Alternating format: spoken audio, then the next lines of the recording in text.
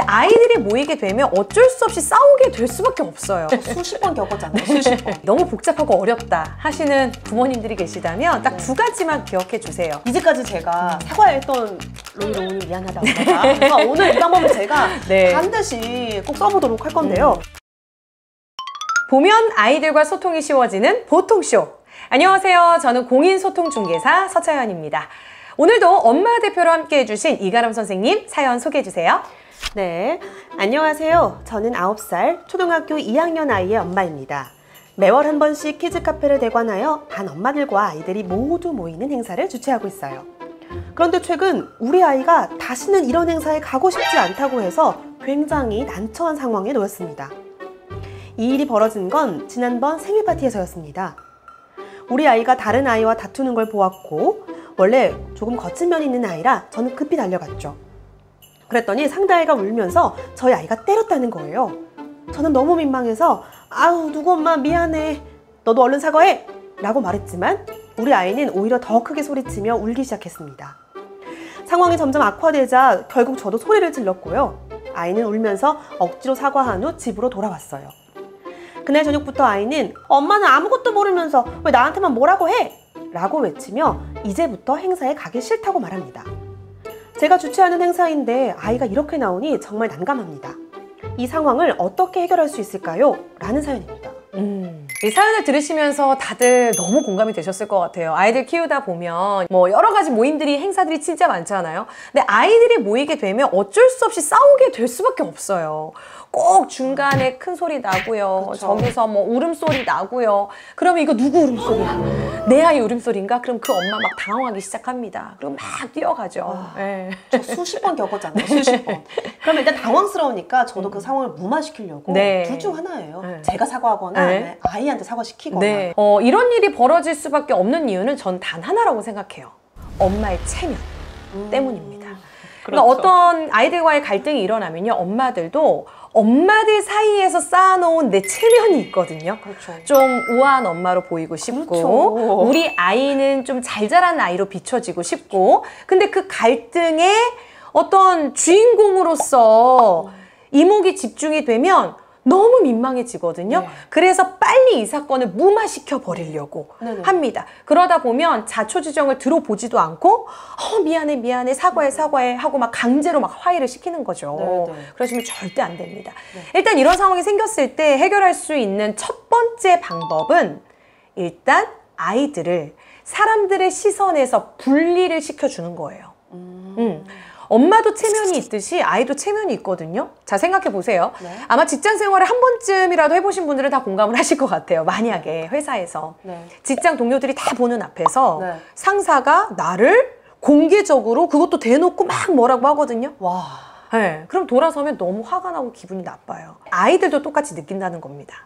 완전 와닿네요. 그래서 독립된 공간에서 좀 진정시킨 후에 이야기하는 게 좋겠네요. 그렇죠. 그래서 일단은 사람들의 시선을 피해서 조용하게 얘기할 수 있는 곳으로 아이들을 분리시켜서 따로 데리고 와주는 게 일단 가장 중요하고요. 그런 다음에는 어떻게 된 일인지 진짜 들어봐야죠. 어떻게 된 일이야? 어떻게 하다가 친구를 때리게 됐어? 양쪽의 이야기를 충분히 들어보셔야 합니다. 근데 이 얘기 듣다 보면은 사실 아이들이 아니요 제가요 막 얘기 상대방이 이야기할 때 끼어들어서 더 큰 사실 싸움이 나는 경우를 제가 많이 봤어요. 자기의 잘못보다는 상대의 친구의 잘못을 막 먼저 우선적으로 얘기를 하거든요. 근데 그것도 당연한 거예요. 사람은 나를 기본적으로 방어하고 싶은 본능이 있기 때문에 나의 잘못을 먼저 드러내기보다는 상대 친구의 잘못, 내가 그렇게 행동할 수밖에 없었던 그 요인에 대해서 늘어놓을 수밖에 없어요. 방어를 하고 싶기 때문에. 그래서 그때는 아이들을 일단 안심시키고 진정시켜주는 게 중요합니다. 둘 다 속상한 일이 있을 거야. 그런데 둘 다 끝까지 다 들어줄 거야. 하고 싶은 말 다 하게 기회를 줄 거야. 그러니까 순서대로 얘기해보자. 누구부터 한번 얘기해볼까? 라고 내 이야기를 중간에 끊지 않고 다 들어줄 거라는 안심을 시켜주면 아이들도 상대 친구가 얘기할 때 조금 억울한 게 있죠.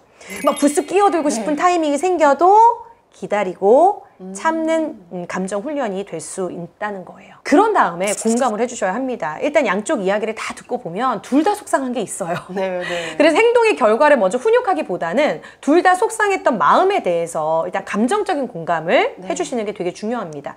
이 아이도 때린 건 물론 잘못했지만 그 전에 친구가 나를 놀려서 속상했다라는 게 있다면 아, 이 친구가 내가 듣기 싫어하는 정말 내가 싫어하는 말을 해서 놀렸구나. 그래서 속상했던 거구나. 라고 그 속상했던 마음을 먼저 공감해 주셔야 하고 또 놀렸던 친구도 아니 저는 그냥 놀고 싶어서 장난으로 놀린 건데 친구가 갑자기 날 때려서 너무 당황했어요. 라고 얘기를 했다면 그 당황했던 마음 맞아서 화가 났던 마음에 대해서만 먼저 공감을 해주시는 거예요. 진짜 아이들의 입장을 이렇게 충분히 들어주면 정말 어느 정도 풀릴 것 같거든요. 그러니까 이제 화해시키는 것만 남은 거잖아요. 그렇죠? 자꾸 이제 어쨌든 빨리 화해로 그렇죠. 가고 싶은 마음이 너무 빨리 이제 화해시키고 싶거든요. 왜냐면 빨리 끝내고 싶으니까 네. 빨리 끝내고 나는 가서 커피 마셔야 되는데 아이 때문에 그러니까 이야기를 못 듣고 있으니까 불안하시잖아요. 그런데 자 생각해 보세요. 사과해, 화해해 라고 해서 강제로 화해하고 미안해 안고 친하게 지내자 그러고 돌아서면요 쟤 때문에 나만 혼났어 괜히 때려가지고 나만 혼났어 하고 억울함만 남아요. 맞네요. 그래서 진심 어린 화해가 되기 위해서는 상대 친구가 어떤 마음과 감정이 들었는지를 진심으로 공감해 보는 게 중요합니다. 그래서 내가 했던 행동으로 인해서 상대 친구는 어떤 감정이 들었을지를 우리가 알려주는 것이 아니라 아이들 스스로 느끼고 그것을 표현하게 해보는 겁니다. 혹시 이런 방법들이 서로 이해할 수 있는 방법이 또 있을까요? 마지막으로 꼭 해주셔야 되는 게 있어요. 각자 서로에게 바라는 것이 무엇인지를 진솔하게 표현해 볼 수 있도록 기회를 주는 거예요. 이 과정을 통해서 아이들이 진솔하게 자신의 생각과 감정을 표현하고 건강하게 소통할 수 있는 방법을 배우게 되는 거죠. 제가 아들들 엄마잖아요. 네. 그러니까 저는 과장 하나도 안 보태고 1분에 3번씩 싸우거든요. 20초에 한 번씩 싸우는데 이제까지 제가 사과했던 로이로운이 미안하다 엄마가. 그래서 오늘 이 방법은 제가 반드시 꼭 써보도록 할 건데요. 저를 위해서 좀 정리를 해볼게요. 그래서 첫 번째는 그 자리에서 무마시키려고 하지 말고 독립된 공간으로 분리를 시킨다. 그렇죠. 그 다음에 두 번째, 아이들의 입장을 공감하면서 충분히 들어준다. 세 번째, 강제로 화해시키는 것이 아니라 서로를 이해할 수 있게끔 상대방의 마음을 공감할 수 있게끔 이끈다. 네. 맞습니다. 만약에 이 과정들이 너무 복잡하고 어렵다 하시는 부모님들이 계시다면 딱 두 가지만 기억해 주세요. 첫 번째, 너무 엄마의 체면만을 중요시하지 말아라. 그리고 두 번째, 진정한 화해라는 것은 상대방의 입장과 감정을 이해하는 것이다. 이 두 가지를 잘 기억하시고 아이들에게 이 포인트에 맞춰서 잘 지도해 주시면 좋을 것 같습니다. 네, 보통쇼에서는 부모님들의 사연을 기다리고 있습니다. 아주 사소한 사연이라도 좋으니까요. 이메일로 보내주시고요. 사연이 채택되신 분께는 커피 쿠폰을 선물로 드립니다. 보면 소통이 쉬워지는 보통쇼. 저희의 이야기가 도움이 되셨다면 구독과 좋아요를 꾹 눌러주세요. 그럼 저희는 다음 이 시간에 또 인사드리겠습니다. 그때까지 안녕!